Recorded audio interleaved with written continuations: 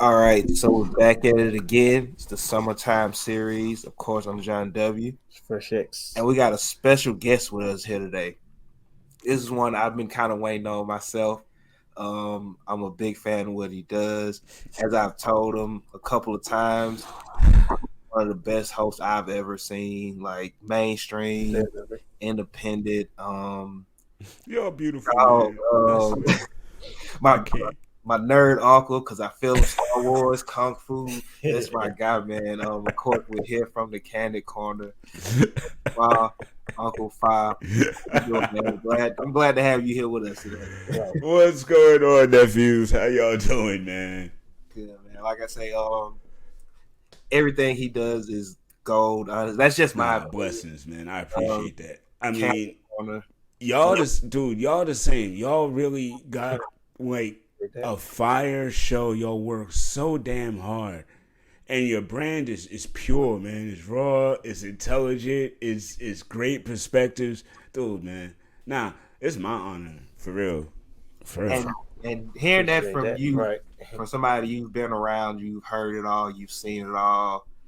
There's not too much that can surprise you. So hearing that from you is an honor. Like, honestly, for sure. I appreciate it, man. Just to get started today, for people that don't know, I guess anyone who don't know, who might not have heard of you, you're a manager, you're a music manager around one of the, I think a lot of people from my age up to yours, of course, I'm in my early 30s. I'm not going to give your age out. If you want to, you can do that. But you are part of a golden era of not just music, but sports as well. Right, yeah. Michael Jordan, Larry Bird, Magic Johnson, Tupac Shakur, Biggie Smalls, no doubt, the Neo Soul era. If you haven't seen it, go check him out on TV One's Unsung. He got the first episode. He's in the first episode of the new season. Oh yeah, talking about Neo Soul. How'd y'all feel when y'all saw me on that joint, man? Just wondering. No, I thought it was fitting. Honestly, I was like, he's that guy to me. no, that's exactly. And I thought it was such a cool look, especially because like we listen to a lot of Neo, so I know I listen to a lot of Eric. I do like all the time. I'm a huge fan, yo. So yeah, it's great music. I'm like, you could tell he was connected to something like that. So it was cool to see for sure. I'm like, all right, we actually know that guy. Right, yeah, I know him. But like say, just to be in the mix of that and to see both at the same time, what was and like you'd have been a younger man, so energy's there, you're able to be out. You know, I was younger than y'all at that time, bro. That was you, and so you don't know that was danger. So just seeing that and being in that environment, and no phones with cameras, right? Whatever happens in that club, in that restaurant, stayed there. Thank God. Woo. What was it like? I know some nights you might have seen, a Knicks player, might see, Q-Tip. What was it like? Just that whole scene. I mean, it was still especially in like the early 90s, it was still very organic. You know what I mean? It wasn't like it wasn't a manufactured thing where, you know what I mean, you have artists and these are the artists. The artists were the people. You know what I mean? It was because back then it could be somebody from your high school class that all of a sudden, you know what I mean, their song ended up being on the radio. And next thing you know, they gone and you was like, yo, he was in my Spanish class. You know what I mean? Right. So, I mean, or yo, such and such, this dude I play ball with. You know what I mean? I got friends who play ball with Ron Artest before he became Ron Artest. That's right. You know what I mean? I know dudes who played ball with Odom before he became Odom. You know what I mean? I mean, it was just kind of, we was all out there. Right. You know what I mean? Everybody was out there. And like I got into, it's funny y'all bring this up. Because I fell into this interesting conversation on Twitter, I believe yesterday, where somebody was trying to tell me that rap and hip hop are the same thing, and I'm just like, okay, let me explain. And then the guy tells me, no, I'm wrong, and it doesn't matter how old I was or where I was, and I just was like, okay, so you're one of those folk that regardless of whatever truths, you gonna believe what you believe, so you go ahead, have a nice day. Y'all know I do that on Twitter a lot. Right. Nah, yeah, you piece somebody. I'm not gonna. Listen. I can tell y'all want to argue. I'm not trying to argue. I'm not trying to debate you. You know, especially if I can already vibe out immediately. You're young. What grown man teaches a youth by arguing with them on Twitter? Facts. Right. And the best part of that whole thing is once I left, other folks started actually getting to the point of the whole conversation and illuminating the youths that were on that stream. And I just sat back. I was like, see, I ain't got to argue with you. The truth is the truth. Right. You're going to see it. And there are 4 tenets, the original 4 tenets of hip hop: graffiti, breakdance, DJing, MCing. And then as the more of the violence and stuff started stemming outward, culture and knowledge became the 5th tenet. Excuse me. Today I saw somebody was trying to say fashion. No, you can't just put whichever one you feel like. Right. No, these are foundational things. Exactly. And everything is built from that. Fashion came from the community.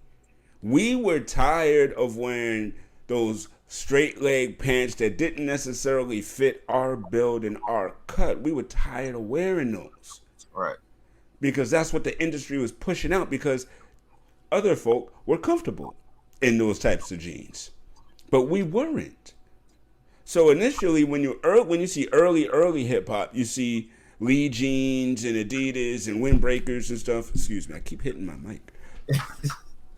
But as the culture grew and progressed, the clothing changed, because now we were living the culture of hip hop. We were changing the quote unquote norm to fit what we wanted. We wanted baggier pants because, let's face it, we like room. We was tired of the straight. That's why it was like amazing that I seen everybody go flocking to skinny jeans. Like, I don't want to go. See, y'all don't understand. I don't want to go back to that. Right. I don't want to go back to my crotch itching because it's summertime and it's hot and I can't move. I don't want to go back to that. I don't want to go back to chafing my inner thighs because it's Tuesday and I'm wearing these damn it jeans. You know what I mean? Come on. You can't run from nobody in straight leg pants. You can't run after nobody in straight leg pants. You know what I mean? Right. Folk was like, "Oh, that baggy pants thing. Oh, that was whack. That looked crazy." That was functional. Yeah. Did you not see all them Wu-Tang and Mobb Deep videos with dudes running after people? You can't do that in straight leg jeans. I think where it got bad is when you got to the Soulja Boy at the end of it, and they just went next level. Those baggy jeans. They didn't have no. What happens is everybody is guilty of, okay, my predecessors did it one way, I gotta go bigger and badder and crazier. And then they decided to start borrowing from the skater culture with them daggone Jinko jeans, which was like, cowbells and stuff. But I understand why they need that much denim. They will bust their ass on them skateboards and things. Right. You know what I mean? They need that kind of protection. You know what I mean? X Games is no joke. You know what I mean?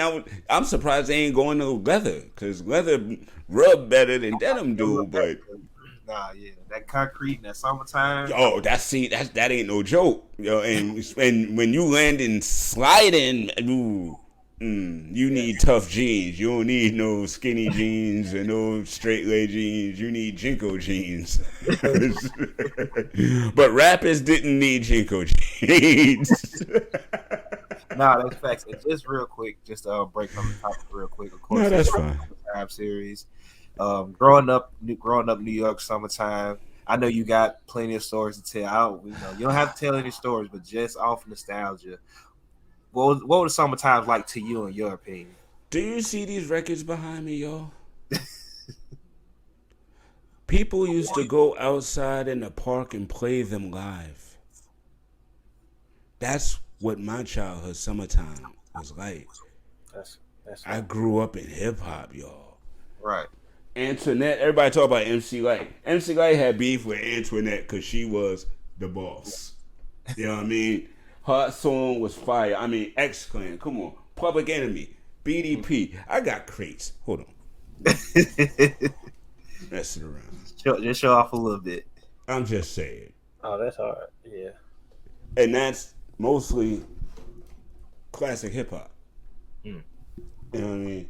There's jazz and stuff in there too. Yeah, and I got classics, but I got other crates because you're not gonna find this nowhere. There's no CD of it. You're not gonna find it on Amazon, and if you do, they're charging $275. You know what I mean? But that was that. Mr. Softy ice cream trucks. You know what I mean? Block parties where we cut off the whole block. Like y'all know in Queens they had like the avenue and then the streets. So they block off from the top of the street to all the way down like 3, 4, 5, 6 blocks to the end of that street.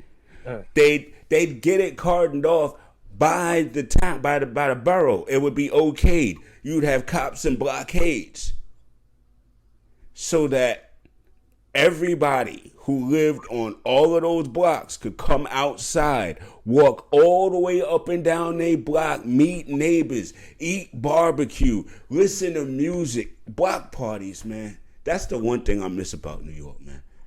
Those block parties. Oh my God, dude. I mean, and a lot of the times that's where you heard hip hop because it wasn't being played on the radio. All right. You know what I mean? You literally had to be up on Friday and Saturday night from 10 to midnight with your little recorder to catch 2 hours of what now is a freaking $1 billion enterprise. That's crazy. You know what I mean? You barely heard it. So we relied on our DJs. You know what I mean? And if you was a whack DJ, you wasn't doing block party. You better go over and DJ somebody's Sweet 16 or something. But Sweet 16s were even live, yo. I don't mean to digress. I promise this will be quick. But this is one of my biggest, like, New York hip hop summertime. This is what it is kind of moments. I was 13. My older sister, it was her Sweet 16. I was 13. This was when Funky Beat from Houdini just dropped. Wow. That's how long ago this was. That was the hottest freaking record in the streets when it dropped. And my sister, you know, how everybody else was having Sweet 16s at banquet halls and all that nonsense. And my mom was like, listen, we ain't got bread for that. You're going to have a house party. And my sister was like, oh, are you kidding me? No. But my mom's man was like, don't worry, we got it. We're going to get the DJ. My sister's friend Burrow was like, her older brother Carlos was like a big underground DJ. He did her party. When I tell you everybody showed up, people I never seen before in my life was in my backyard. It was a line outside my block for people trying to get in or just chilling outside because they could hear the music from the backyard. That's right. I'm 13. I'm roughly 4 foot nothing. And I'm supposed to be the bodyguard standing out in the front of the driveway, keeping strangers out of my house. That night, every single person respected my gangster.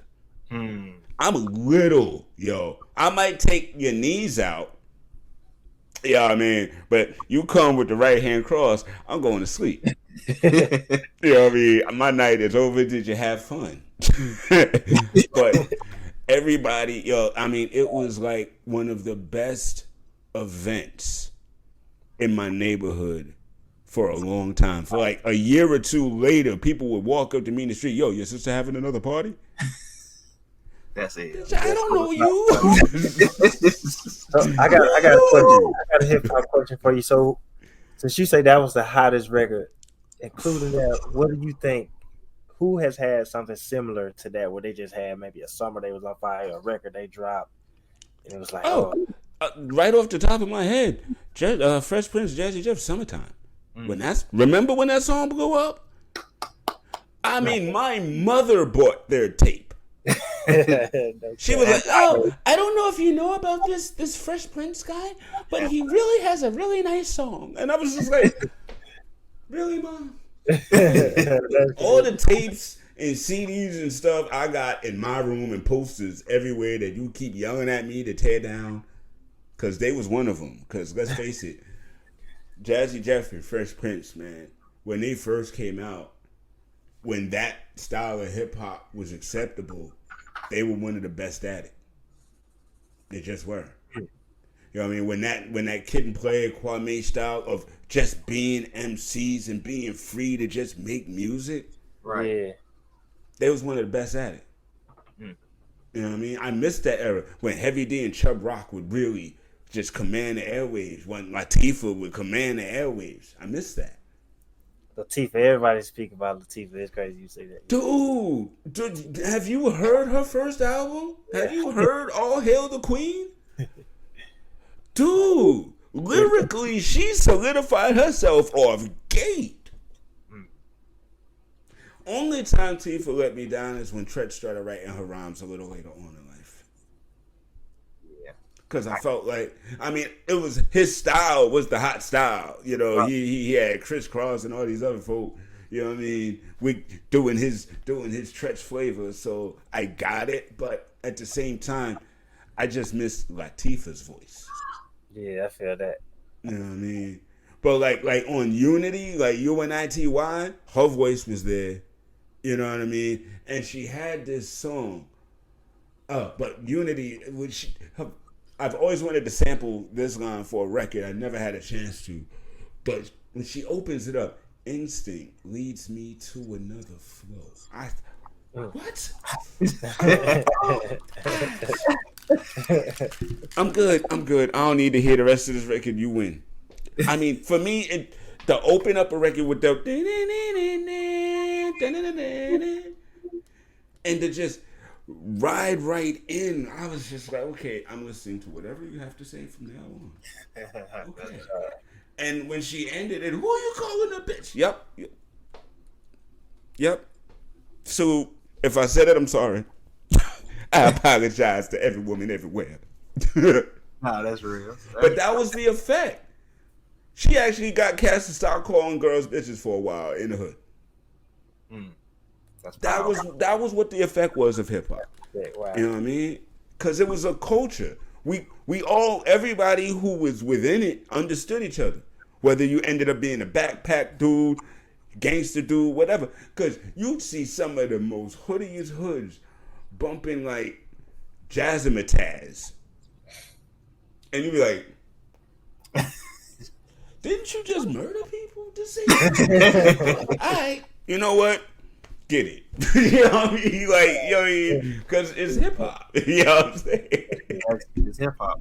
And I appreciate you just taking the time out real quick just to start. That was dope. I appreciate that walk down memory lane. Like you say, I didn't get to see the tweet, but I did see your final tweet about, hip hop and rap not being the same thing.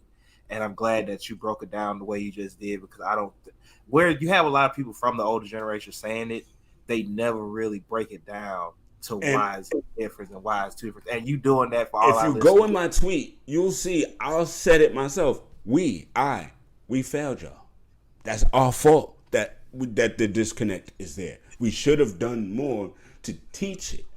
But y'all got to get me on another show to explain why, because the crack era had a huge impact even on millennials and all of that stuff today.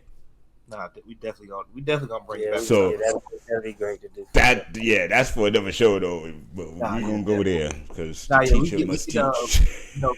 We can get to basketball real quick. Yes, sir.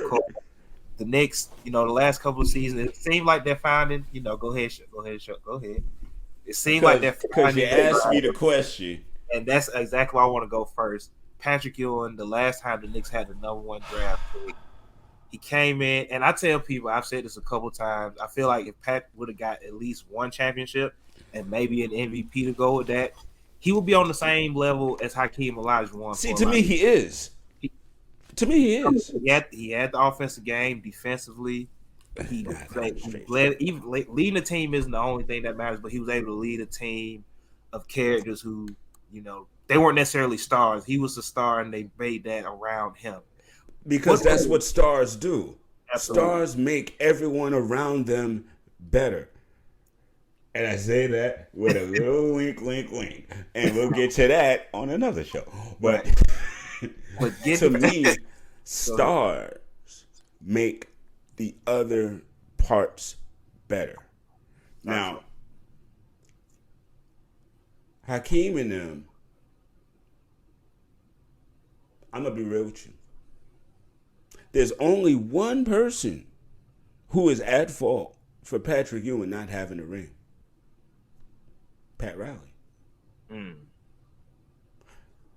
If he had substituted Starks early in his cold streak, put Rolando Blackman, who can score and was on our bench, in the game, I don't care that he was the hero of the game before.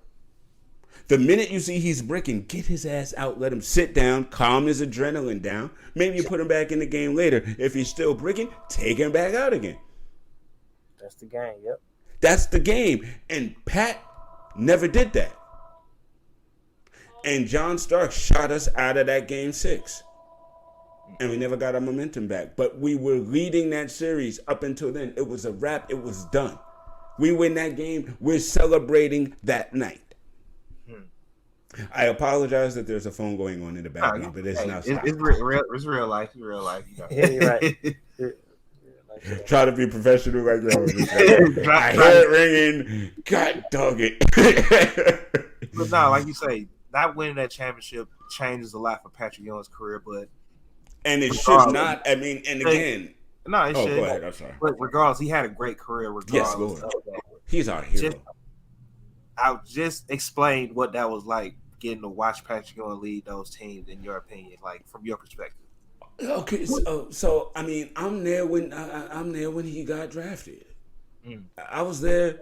I watched Mark Jackson play at St. John's. I watched him get drafted to my Knicks. Right. I watched Rod Strickland get drafted to my Knicks. You know what I mean? I wasn't watching when Bernard got drafted to us, but I was there when he was playing. Yeah. Because I wasn't a basketball fan first, y'all. I was a Met fan. Oh, really? I found basketball. I found the Knicks by accident on Channel 9 one night when I was scrolling through channels. Because, back then, it would come on like Channel 2 or Channel 4 or something. NBC, CBS kind of thing.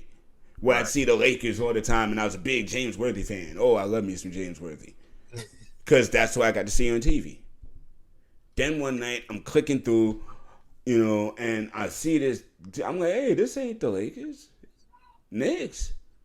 Wait, this New York got a team? Because, again, I wasn't even watching basketball like that, so I didn't even know. You know what I mean? I'm like 9, 10. I ain't even really know. I'm busy watching the Mets and caring about Tom Seaver and them folk. You know what I mean?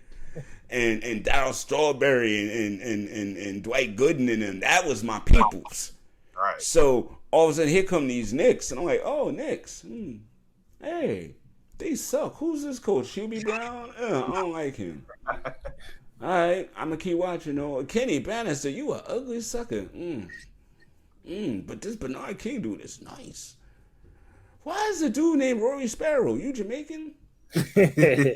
But then there's a dude that looks Jamaican named Trent Tucker. Oh, okay. So there's Jamaicans on this team. That's cool. All right. I mean, that was like my thought process going in. Then they draft Ewing, and I'm hearing all these things about Patrick Ewing, the big gorilla giant man from Georgetown, and everybody was rocking the Georgetown Hoya jackets, the starter jackets. I mean, it was huge, man. It was silver everywhere, Bulldogs everywhere. And then he comes to the Knicks, and this dude is huge and strong and blocking every damn thing, grabbing rebounds out the sky. Yeah! Yeah!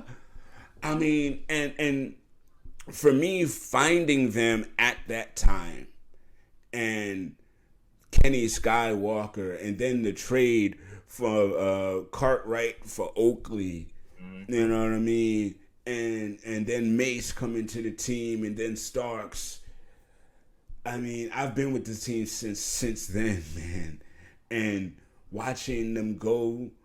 First of all, that year, I forget which year it was. I think it was like '89 when we had our first playoff victory against the Celtics. And I remember watching the TV when they show how you go into the Boston Garden via train, because it reminded me of how you go to Mets. Like how they used to broadcast how you go to the Mets. So it irked me that they was using the same kind of footage. And I remember the announcer, just eloquently spatting how many times they done whipped that ass and sent us on our merry way. And it was different. This is back when the first series was a 5-game series. And we won. We swept them. And that was the first sweep I ever saw in basketball. And I was just like, pretty much because, I'm young still. So I didn't have the presence of mind to run around and going, we beat that ass. I didn't have the presence of mind for that. So I was just like, we did it.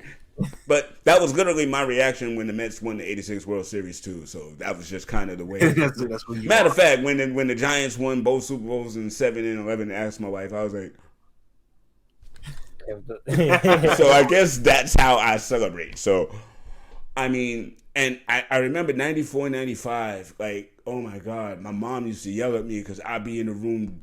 I was in college and I was stomping hard on the floor and kicking stuff over and cheering and screaming when we were winning. And dude, I mean, I'm telling you, when Knicks fans see the next run, which I really feel like will be in the next 3 years,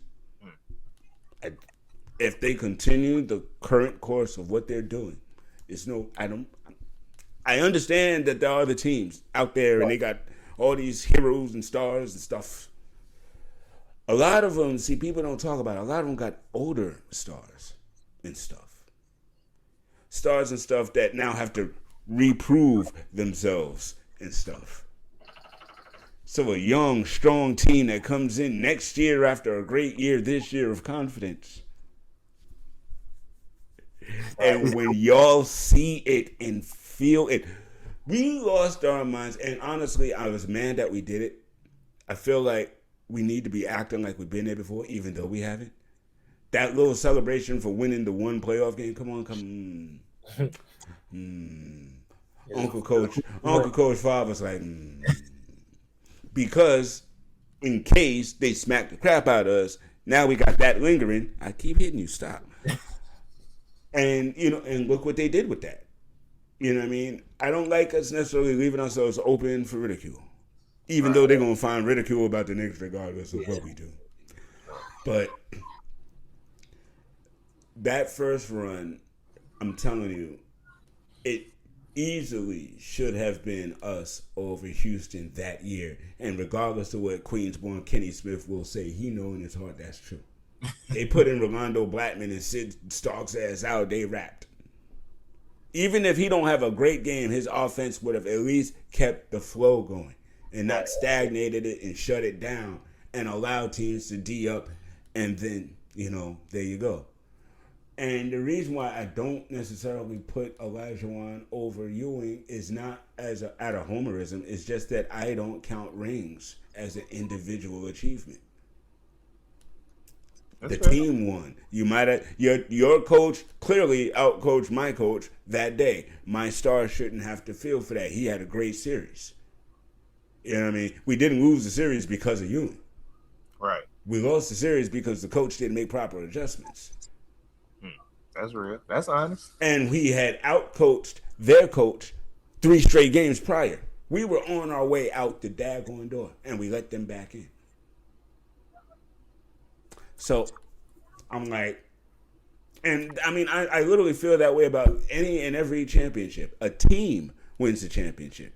Kenny the Jet Smith hit shots that needed to be hit to win that championship. Right. Was that, oh God, what is it, Otis Thorpe and ugly ass Maxwell Vernon. Vernon Maxwell. There, see, Maxwell Vernon, he looked like a backwards version of himself with all that. You know what I mean? Y'all seen Dragon Ball Z? Yeah. Y'all see how they do black characters in Dragon Ball Z? That's what Vernon Maxwell looked like to me. You know what I mean? Every time I see him, it's just like, oh, yeah, you don't need to be on my TV. Move, camera. That's real. I mean, listen, I was young. But then I'm in the Army, and when they go in 99 during the shortened season, and I'm in Arizona in my barracks room watching these games time delayed. And again, if we had a healthy Ewing, because Ewing couldn't even play, he was so hobbled, and Marcus Camby wasn't ready yet. He was still growing. He was still learning. He wasn't ready yet. He probably was like 3 years in the league at a time, 3 years. 3 years. And he also had early leg injuries and stuff. Uh-huh. So he wasn't getting the full 82. You know what I mean? And I can't knock San Antonio. They did what they did. You know what I mean? But we had a broke back Larry Johnson and no Patrick Ewing, and we still made the finals. Still made. You know what I mean? With the fight and everything, we still made the final. Knocking the Heat out in the first round was one of the most glorious things I ever saw in my life. That one I talk shit. I didn't just get off my court, yeah, so bitch, yeah. And everybody in my back, you alright? You alright, son? Yeah, I'm good. Shut up. Go do some push-ups or something. But you brought up about the next three, so how do you feel about some of the acquisitions this summer, picking up Jalen Brunson? I know it was some uproar about the draft, but I thought that there's going to be uproar about everything. Right, yeah, I thought they did the right thing. It's not they was perfect. We got our prospects. We don't need to keep getting more and more to keep working and build up. We like the guys we've got. I agree. So we need. I mean, it's funny how everybody scream about Quick and Obi and Grimes and this one need playing time. Where are we getting all this playing time if you keep drafting guys that need playing time? Like, you don't draft new folk that's gonna eat the minutes that these guys need anyway. You know, I mean, so listen, I'm gonna be real. If we don't get Donovan Mitchell, fine. We won't be the team we would be with him. But that gives the space and room for RJ to really do his thing. If Donovan comes, I still feel like RJ will be able to, but it won't feel like it was RJ at the end of the season. Right. Even though if you look at the stats and he's like 20 and 10 and all this, that, and the third, but because Donovan was 23 and 10 and da-da-da-da-da, you feel me? Right. Yep. So he might have one of the greatest under radar seasons we've ever seen if Donovan comes, because regardless, RJ is gonna have that season. Absolutely. I mean, he's up in Canada now working. That's why we don't see him in Instagram and everybody, while everybody else is in Spain and Dubai and all this other stuff. He's in Canada with his daddy and them training and his national team, because they was mad that they didn't get invited to the Olympics last time, so they're gonna make sure. And RJ is one of the main cogs of that team. People gotta understand, the only people looking at RJ as he's still a project are the media or Knick fans, who I like to say are not necessarily Knick fans, but because they get a lot of likes and stuff and activity on Twitter, they talk Knicks. How about that? Yeah, they talk Knicks. They talk Knicks. Right. There's a lot of people out there that talk Knicks, but not a lot of those talkers are actually fans. That's fair to say. That's I feel. Did you like the Jalen Brunson pickup? Yes. Hell yes. Yeah. Hell yes. That was really good, and he a winner. Yes, I mean, dude, tough. Like he is exactly what this particularly structured team with Randall on it needs. Because he can make his own shot and actually make it. Right. And he's efficient enough on defense that he's not going to be burnt, and he can work in the team defense that Thibodeau puts out. And he already knows that about Tibbs and the work ethic, so that's not going to be an issue for him. Right. Yep. He can facilitate. He knows how to get the ball to the stars, and he wants to be one himself. Ooh, motivation and skill set. Yes. That's what's going to get Mitch more than lobs, but open other moves, post moves, and maybe even that three. That's what's going to get Obi more time, because honestly, Randall needs about 30 to 28 minutes for a couple of reasons. He's had 40-plus minutes for the last 2 years. Regardless to whom or what, that ain't good for the body. right. He needs rest. And when we get to the playoff run, like I expect that we will, we're going to need his energy. So he needs to rest throughout the season, and that's plenty to give Obi time, because Obi has shown he could do a couple of versatile things more than just dunking. That's true. But he needs warmth. He needs to be on the court for a minute and feel like he's a part of the flow, and then he's going to go off. You can't expect him to just come out. That's why I don't want him to start. He needs time to warm up. That's the one thing I seen. Obi, when he starts the games, if he starts shooting early, he's going to miss. He's going to be rusty. Then it's going to get in his head. Then he's going to defer. And then later on, he's going to get back into his flow. Especially if you give him a lob. Oh, then the juices just come. Right. You know what I mean? But he and IQ have shown that, you know, they definitely are the next tier behind RJ and Mitch, who are our first tier of draft picks. Right. Yep. So they're right behind them, and they're progressing wonderfully. Even with Rose on the team, I don't necessarily think we start Rose behind Brunson. I think we should actually put IQ there and let Rose and IQ kind of play that. Yeah. That'll save Rose for the end of the season, which, again, that's where we need him. His leadership will still be there on the court and in the locker room. And when he does get on the court and get burned, we know we're going to get positive minutes. But he doesn't have to burn his legs out. Because last season, that's why we lost him. He felt like he had to make up for what Kemba was missing with us and try to take things over and overexert. And he had more minutes during that stretch. Yep, sure. He broke his 23-minute mark more than once. And then he was gone.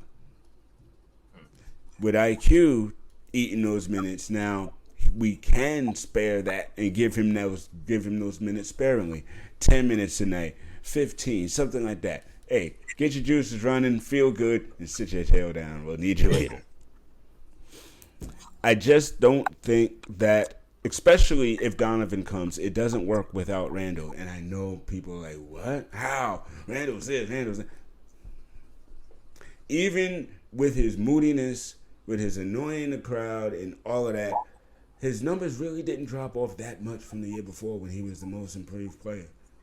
His three-point shot dropped a bit, but I don't believe his actual, like, I think he ended up with 21, averaging 21 points. That ain't bad. He was averaging 24 points the year before. You know, it's not like he started averaging 15. Right. Yeah. You know what I mean? Like, folk want to throw him away, like, oh, yo, maybe we could get Kelly Oubre. I will punch you in the face. Like, cut that out, yo. No, definitely. And especially if you've got Donovan, RJ, Brunson, Randall, who are you going to double team? Right. Who? You can't. And that's what's going to free Randall up. What clogged him up is he was trying to be the star of the team, going into 2 and 3 and triple teams, and then trying to kick the ball out and be this star guy. Dude, take the ball, dribble twice, turn, put in the basket. Get your tail back on defense. Come on, let's go. Right. That easy. Nah, And it's that easy. And when you got a Donovan Mitchell or a Jalen Brunson and an RJ ascending, it can easily be that easy. Last year it wasn't that easy because Fournier was messing up on defense a lot and pissing Randall off in the first quarter. And Randall could not move on from his moodiness in the first quarter. And when something else pop off in the third quarter, now he mad again. It's like, dude, put the depends on, man. Calm down. Get your panties out the bunch, whatever it is. You know, drink a Mucinex or something. What is it? A Nutriment? Yeah, get a Nutriment. You know, get some new vitamins and minerals. Sit down, relax, drink some water, kiss your kid. You know what I mean? Get your mind right. You know, listen to some Yanni or something. Get some peace. Feel that. Nah, yeah, I feel that as well. Like I said, that's it. Even, you know, with some of the play last year, it's not like the Knicks were y'all weren't terrible last year. No, I mean it's like we missed the play in by like 4 games. Right. So like it's things y'all can build off of last year, right. Like bringing in Jalen Brunson with or without getting Donovan Mitchell. Because I don't know if he's going to be an all-star or not, but I think R.J. Barrett can ascend to all-star level. I do too. He finished the year ended averaging 20. I think he keeps that. I think he maybe get to 22, 23. I think so too. No. The only thing if that 3 gets a bit more consistent and his free throws stay consistent. That's it. Yep, that's those are definitely 2 things. All right, Coach. Before we get out of here, I want to do this with you because, like I say, you one of them people, not just for sports, but just how you are with the culture in general. We're going to do a quick game of this and that with you because I want to hear your thoughts on some of this. Not necessarily with preference, but just which one, you know, maybe you feel a certain way, you know, about this one, that one. So, you know, I got an opinion, so. Yeah, right. So just to stick with the Knicks real quick, Allen Houston or Latrell Sprewell? Ooh. Off gate? Off gate. You give me that one off gate? Off gate. I know. I mean, because listen, okay, the smooth fade and the 3-point shot. Allen Houston was doing it, but I'm a junkyard dog. Latrell and the dunks and the mean mugs and his threes too. Latrell, I gotta get that. I'm sorry, Allen. I understand. I can respect it. I can definitely respect that. That was tough. Oh. All right. Inspect the Deck verse on Protect Your Neck or Inspect the Deck verse on Triumph? Triumph? Ooh. Okay. Dude, Inspect the Deck is like, I hate to use the phrase underrated and slept on, but honestly, I hear a lot of Wu-Tang conversation. I don't hear his name mentioned as much. And I'm like, it took y'all me better go back and get Czarface. Y'all better go back and get all the Czarfaces. Are you kidding me? Are you kidding me? Deck? What? I mean, listen, Controlled Substance was okay, but there was a reason why sonically it didn't sound like the others because they had the flood or the fire, I forget, and they lost the equipment, so they had to buy all new equipment and everything. So that's why that one sound. Oh, listen. See, y'all got me in my bag. Hold on. Yo, nah. Oh, God. Abomatomically. So, I can't because I'm going to be stuck and told to. I got to go listen to it now after. Thank y'all very much. Actually, thank y'all. Anytime.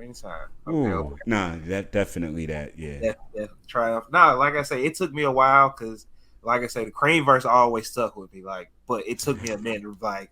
Inspect the Deck is like that guy for real. Like the energy he brings. And I'm telling you, if you haven't listened to any of Czarface, Czarface, go Spotify because it's Deck is the lead MC in Czarface, and he's been doing that for a minute. Okay. Go listen to that. You're gonna be like, oh, this is, yeah, okay. Deck. You're gonna be like, okay, I don't know if it's Ghostface or Deck by the time you really listen to what Deck is talking about. Oh wow, okay. But you could see why he feels slighted, like though nobody really know his catalog. I get that because, dude, yo, he I mean, and I love Meth, dude. I love Meth. Yeah, Meth was definitely the Wu-Tang Clan for me.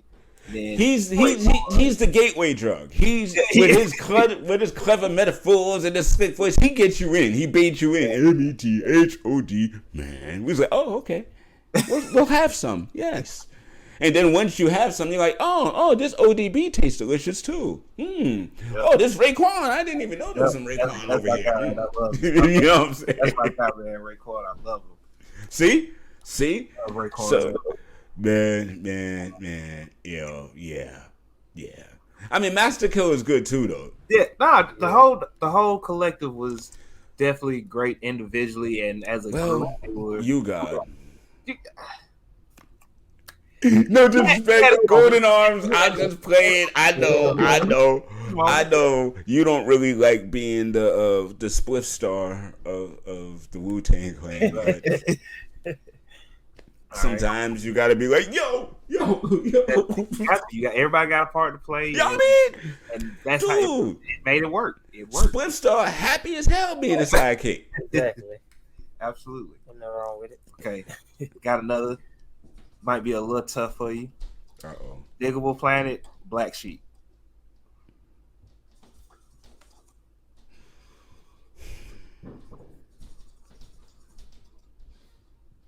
I have to go Diggable, but I'm actually okay. Black Sheep's first album was classic material. Nonfiction, however, was not. Now, I do know Drez's backstory, and I know that he was about that life. But when you present yourself on wax as one way, and clearly you're that way, and you even like kick rocks to other ways, and then the next album you're the other way, nah. He was, remember in that first album, I'm in the clubs, I'm partying hard. Who wants to be hard? I'm not worried about that street nonsense. And the second album, it's nonfiction. Da-da-da.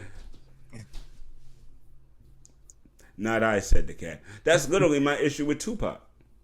I can respect that, and I can see that. I can see that. He presented himself one way through same song and all that in Tupacalypse Now, and then all of a sudden he goes from being James Baldwin, telling the story of the inner city strife, to taking on the narrative on his own and embracing it in a way that I can dig it. I can. You know, I would cool. You got songs, California Love, yeah. And I always caught flack for that. You know what I mean? Throughout the years, because just like the LeBron worshipers they have now, there used to be Tupac worshipers. I think they're the same people.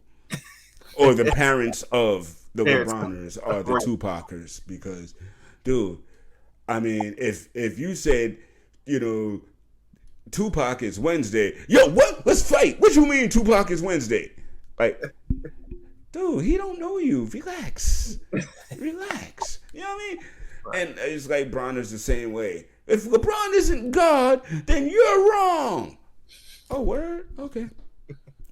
Then I guess I'm wrong. But you know what I mean? It's like Biggie, the vocal of Biggie were a little different.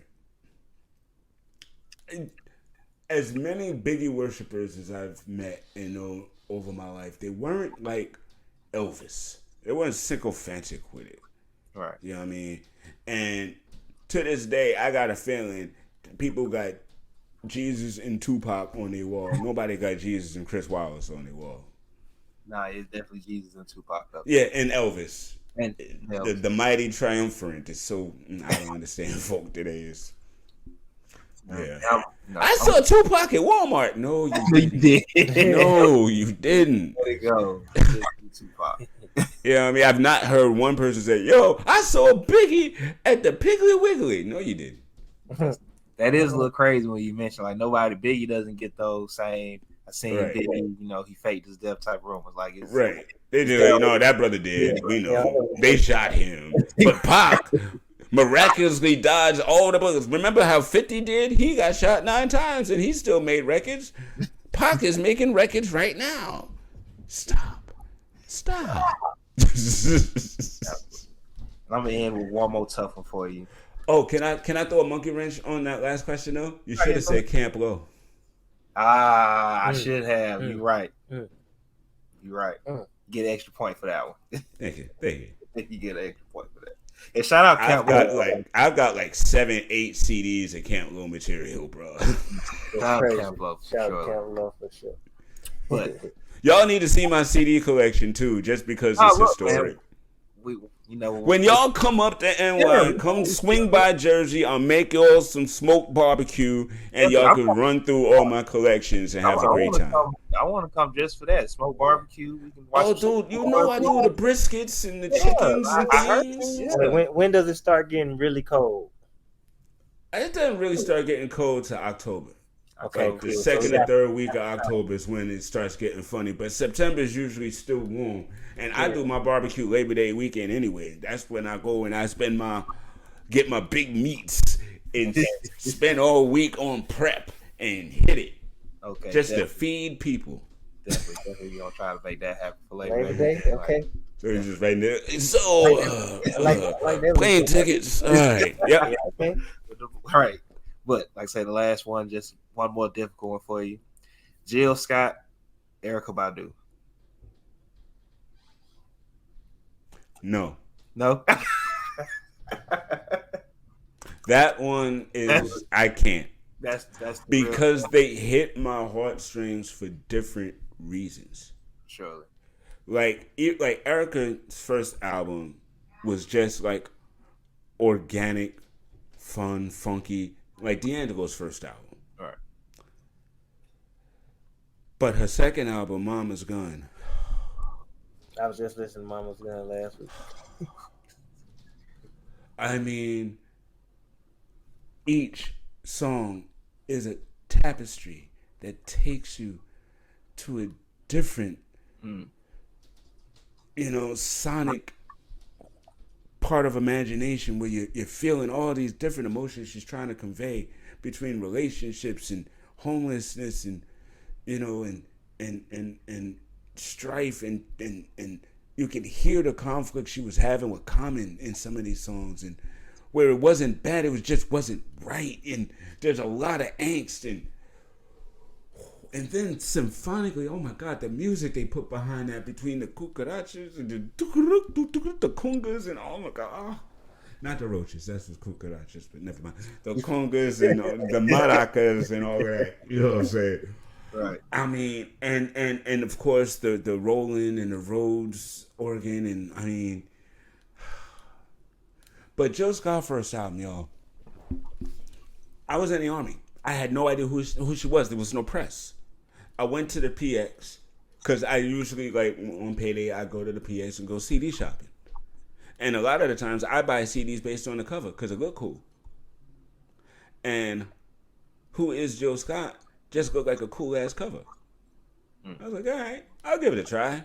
Bought it, took it home, put it in, played it, and my jaw fucking dropped from the first song. I could not pick my jaw up till the CD was done. I stopped it, and I went and I knocked on people's door, and I invited them to my room to listen to this freaking CD, I promise. I ran all up and down the barracks. And then for about 2 months, anybody asked me, Jill Scott, who is Jill Scott? Go get it, go buy it, go get it, go buy it, go get it, go buy it. I was hosting poetry venues in D.C. at that time. I'm telling people on the mic at both different venues. I had a venue on U Street with a DJ, and I had a venue on 18th Street with a live band. Go get that Jill Scott. Go get that Jill Scott. If y'all don't know that Jill Scott, go get that Jill Scott. I'm also an OK Player, which is a website that was dedicated to the Roots. And they had this great discussion board where I met the Roots. I met a lot of these folk, actually. I was at the Black Lily. I did a lot of these things, man. And the folk that I was running with were all kinds of folk that were listening to the same kind of. That's how I got into the neo soul and all that, along with the hip hop and the poetry. It was just a great scene in like the early 2000s. Nappy, I'm in uniform. I got a fro out, and I'm daring people to bother me about it because I know the regulations. I kept it in my wallet, so anybody will stop me and try to hit me about my regs. Nope, I'm in regs. Now bounce. I got poetry to do after this. Oh, that's ill. Like you say, that's what made it. That's crazy. To your original point, it was organic. Yes. You just saw the cover, you heard it, you enjoyed it, you loved it, and you had to make sure everybody that you came around heard it. That's how you spread and make it grow organic. Even now, their later works, they have not disappointed me. Man, she came out that song. Jill came out that song, Crown Royal. Oh, Jesus Christ. Crown Royal, come on. First of all, I gotta play it up real loud in my car and sing all her parts, even though I know what she's saying. And as a man, maybe I shouldn't be singing it out loud like that. But I am. Your hands on my hips, baby, right back to your eyes. Come here, woman. You know what I mean? I almost had more children because of Jill Scott. Erica make me think. Jill Scott make me. You know. That's real. That's what music does. It invokes different emotions and feelings out of us. Like you say, and once again, we appreciate you for coming on and joining us. This was so much fun, man. Oh my god! Definitely gonna get around to doing some other stuff so we can tell some more stories. We can get more stuff. Let's do it. I'm here. We'll figure it out. Hopefully later we get our way up there. And y'all know, NBA roll around. You know y'all coming back on so we can do the updates for Atlanta Hawks and everybody. You know we got to do that. Got to do that. Because a Candid Corner ain't a corner without the hoopers. Yeah, absolutely. And like I said, shout out to everything you do from Candid Corner, Blurification. Like I said, if you haven't seen the last couple of episodes of Blurification, those are probably some of my favorite ones. Best video. Oh, y'all saw the video game episode? I think, service is going in and out, but I seen most of it. Like I say, there's not anything you don't do. I try to support everything you do because you do things that align with my interests. Star Wars, like I say, Kung Fu movies, which is probably one of the best pieces of works I've seen just in general. With how y'all going into it, for people who watch Kung Fu movies but you don't know where to start, right? Go look up the Blurification. Go look at that top 10 list. They have some must watch on there. Like I said, I think I watched it the next day. I went and watched the movie. Like, just do it. Like I say, he's one of the best hosts I've ever heard doing things. If y'all haven't seen it though, I'm just plugging myself just one time. The Pete Rock episode, I'm on that too. You on the Pete Rock episode? Yeah. Okay. I'm on this season. I'm on the Neo Soul. I'm on Pete Rock. They got me in for a clip on the PM Dawn, and I'm in the Soul for Real episode too. Ooh. Oh, okay. Yeah, that's fine. I didn't know that. I was busy last summer. And like I said, I remember when shout out Off Ball Network, we were a part of the same, network, and you said something, but you couldn't say it all the way. Right. So right. And that was these things. And I was like, I instantly remembered that, like, oh, this what that was. So shout out to you for all our listeners. When this come out, y'all go back and watch those unsung episodes because those are some of the most important, not in just music, but just in this thing of our culture in general. Because they definitely help shape it, the way we dress, the way we talk, the way we walk, the way we think about life and everything. So, you got anything else you want to give them real quick, Fresh? Nah, just for sure. I knew you was gonna hit us with a lot of classic stories, so that's why I was looking forward to this one. So appreciate you for sure.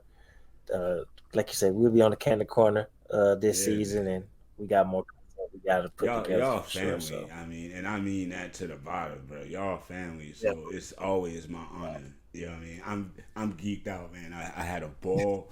Yeah. I'm gonna go have me some Henny after this and just and think about this particular session.